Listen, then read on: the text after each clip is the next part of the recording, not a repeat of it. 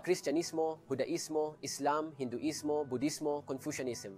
Maaari akong patuloy na magbilang ng ilang sandali. Mayroong libu-libong relihiyon at sistema ng paniniwala na umiiral sa ating mundo ngayon. At lahat sila ay umaangkin sa katotohanan, sa pagiging tama at tunay na relihiyon. At sinasabing ang lahat ng ibang relihiyon ay huwad at gawa-gawa. Bilang isang taong naniniwala sa Islam, naniniwala din ako sa kawastuhan ng aking relihiyon at ito ang tunay na relihiyon. Hoy, nakikita kitang nakangisi. Tingnan, mahalagang maunawaan na ang sinumang nag-aangking nasa katotohanan ay dapat magkaroon ng patunay para sa pag-aangkin na iyon. Kaya ano ang patunay para sa Islam? Makinig sa akin. Sabihin, kung ang lahat ng tao at jin ay magsasama-sama upang makagawa ng katumbas ng Quran, hindi nila magagawa ang katumbas nito, gaano man sila nagsuporta sa isa't isa.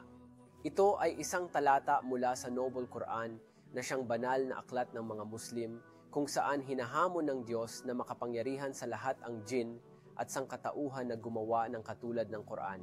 May nakagawa na ba nito? Wala. Ang Quran ay naglalaman ng maraming siyentipikong ebidensya. Nariyan ang mga himalang ginawa ni Propeta Muhammad, sumakanya nawa ang kapayapaan, ang mga hula sa kanyang pagdating sa mga naunang banal na aklat, at ang mga pangyayaring ipinropesiya ng Quran ay lahat nagkatotoo. Kapag hinanap mo ang katotohanan at titingnan mo ang Quran ng tapat at bukas ang iyong puso, malalaman mo ang katotohanan at pagkatapos ay kailangan mong maging totoo sa iyong sarili at maniwala dito ng buong puso. Maaring iniisip mo, ano ang makikita ko sa Islam? Ano ang mga benepisyo kung yumakap ako sa Islam? Well, hayaan mong banggitin ko ang ilan sa kanila para sa iyo. Sa Islam, hindi mo kailangan ng tagapamagitan para sambahin ang Diyos. Direktang itatag mo ang iyong relasyon sa Kanya, luwalhati sa Kanya.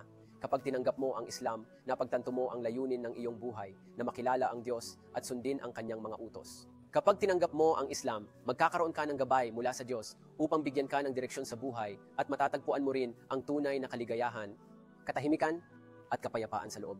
Ang lahat ng iyong mga nakaraang kasalanan ay patatawarin at maliligtas ka mula sa kawalang hanggan sa impyerno. At ang pinakamalaking pakinabang ay ang pagkakaloob ng Diyos sa iyo ng paraiso kung saan ikaw ay mabubuhay magpakailanman at ikaw ay mabubuhay sa ganap na kaligayahan nang walang anumang sakit o kalungkutan